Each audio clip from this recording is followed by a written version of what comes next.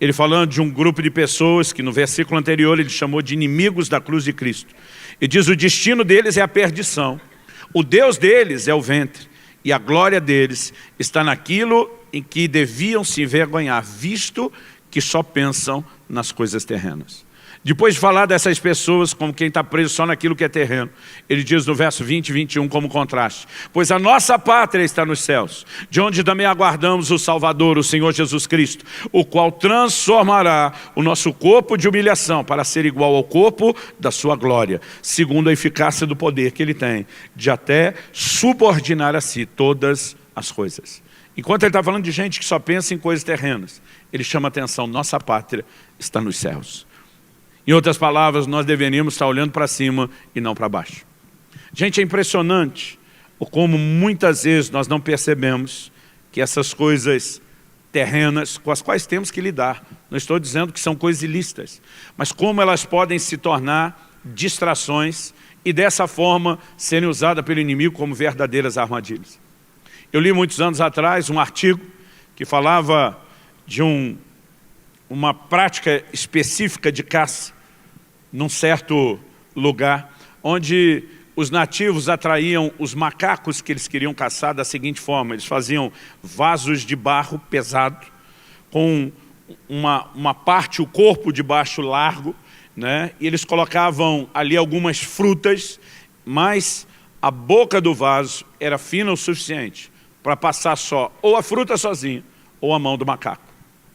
E normalmente, quando eles colocavam e deixavam aquilo, os macacos, atraídos pelo cheiro das frutas, vinham, enfiavam a mão passava, a fruta tinha entrado. Mas quando ele tentava tirar a fruta, segurando ela na mão, não tinha espaço para passar. E eles conseguiam pegar o macaco, porque até o fim, ele ficava lutando para não largar a fruta, né? E ele ficava preso pela própria mão, que não queria largar aquilo que estava segurando. Era o tempo necessário para eles concluírem o processo. Enquanto eu li aquilo, eu comecei a rir comigo mesmo, pensar: parece alguns de nós, que estamos tão agarrados a algumas coisas materiais e terrenas, que não percebemos que isso se torna a nossa própria armadilha, se torna aquilo que muitas vezes nos faz vulnerável ao inimigo, exposto a uma ação maligna que tenta nos desconectar dos céus. Nós precisamos entender, querido, que Deus quer que eu e você vivamos nessa terra, e a gente pode viver uma vida abençoada aqui, mas Ele nunca quis que eu e você estivéssemos presos. Quem está entendendo, diga amém. Ele nunca quis que a gente perdesse a consciência daquilo que é celestial por conta de uma valorização excessiva só ao que é natural.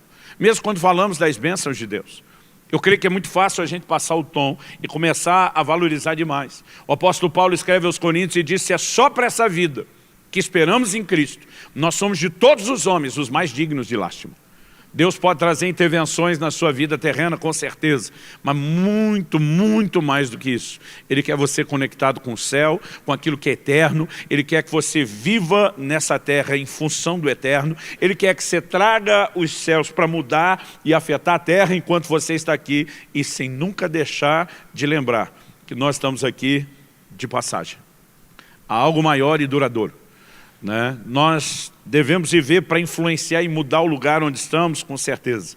Mas esse discurso, às vezes, é algo muito bonito na boca de gente que não está mudando nada e só está sendo mudado por aquilo que ele justifica ser tão importante. E desde o início, os crentes se tratavam como peregrinos, como gente de passagem. Por mais que eles entendiam a necessidade de orar: venha teu reino, seja feita a tua vontade aqui na terra como é feita no céu. Eles olhavam e diziam: isso não significa que nós estamos aqui para sempre e nem que nós vamos conectar demais.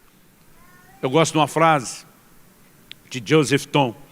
Ele diz: quando você coloca a vida no altar, quando você se prontifica e aceita morrer, você se torna invencível, porque não tem mais nada a perder. Não tem nada pelo qual lutar. Não tem uma fruta que amarra a sua mão dentro de um pote dizendo: não posso largar isso. Nós precisamos viver nesse lugar onde os céus nos inspiram, os céus nos fortalecem, os céus nos movem e nós passamos a viver uma vida diferenciada. Viver conectado demais no que é terreno nos distrai. William Ing disse: se gastarmos 16 horas por dia em contato com as coisas dessa vida e apenas 5 minutos por dia em contato com Deus, Será de admirar que as coisas dessa vida sejam para nós 200 vezes mais reais do que Deus? Há um lugar de relacionamento diário que não só vai nos suprir, mas vai colocar o nosso foco no lugar certo. Colocar o foco no lugar certo vai nos alimentar, vai nos fortalecer, vai nos empoderar de maneira a não ser afetados por aquilo que é terreno. Mas se nós não fizermos isso, vamos acabar caindo nessa cadeia maligna, nessa cadeia diabólica, de, olhando somente para o que é terreno, começar a perder a conexão com o céu, perder a força que os céus poderiam comunicar nas nossas vidas. Quando Jesus está num discurso falando sobre o fim dos tempos, ele diz, erguei as vossas cabeças. Ele não está dizendo de forma literal que todo mundo tinha que andar assim até doer o pescoço. Mas ele está falando do princípio bíblico, de conectar com os céus, de olhar para cima. Então, eu quero te dizer hoje, não se trata apenas de ser um crente bom ou um crente meia boca, olhando para o alto ou olhando para baixo. Se trata de estar olhando para baixo, numa armadilha, numa prisão de Satanás, ou olhando para cima, liberto das influências de Satanás. O diabo simplesmente vai usar uma estrutura e um sistema para que a gente não perceba que é ele, para que a gente não se dê conta de que há uma armadilha maligna. E nós precisamos entender que o que Jesus quer é estourar esse cativeiro do inimigo. O que Ele quer é tocar nas nossas vidas, né? O que Ele quer é poder tocar em mim e você e dizer em direita, levanta essa cabeça, olha para o alto, volte a conectar com aquilo que é celestial.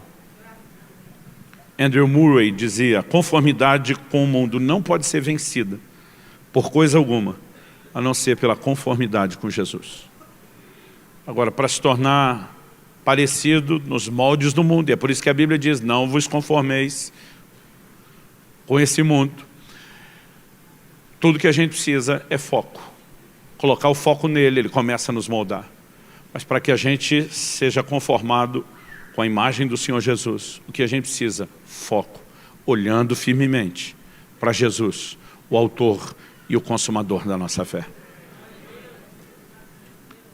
Se nós começamos a ter tempo todos os dias para pensar naquilo que é do alto, porque a Bíblia não fala só de buscar, ela fala de pensar. Se nós separamos tempo para manter o coração aceso com a palavra. Outro dia alguém falou, pastor, eu não tenho tempo de ler a Bíblia o dia inteiro. Falei, nem eu. Mas você pode meditar naquilo que você leu o dia inteiro, mesmo enquanto está fazendo outras coisas. A Bíblia diz, orai sem cessar. Você pode manter um espírito conectado com Deus. Você pode manter um anseio, um suspiro contínuo por Ele. Não importa o que você esteja fazendo, aonde você está fazendo. Nós fomos chamados para ser crente o tempo todo, em todo lugar. O cristianismo tem que ser vivido em tempo integral. Não pode ser no dia de culto, no dia de reunião da célula. Não pode ser um momento ou outro apenas do dia. E isso envolve a prática de colocar os nossos olhos nos céus. Todos os exercícios, vamos dizer assim, as disciplinas cristãs, seja oração, seja leitura bíblica, seja adoração, elas têm um propósito de nos manter focados. E à medida que nos mantemos focados, nós somos fortalecidos para aquilo que é celestial. Mas quando a gente perde o foco, nós também começamos a desanimar e perder a força. Para poder dizer como Paulo, por isso não desanimamos. A gente tem que colocar os olhos no lugar certo. E eu quero nessa manhã te lembrar disso. Não estou te dizendo nada novo que você não saiba.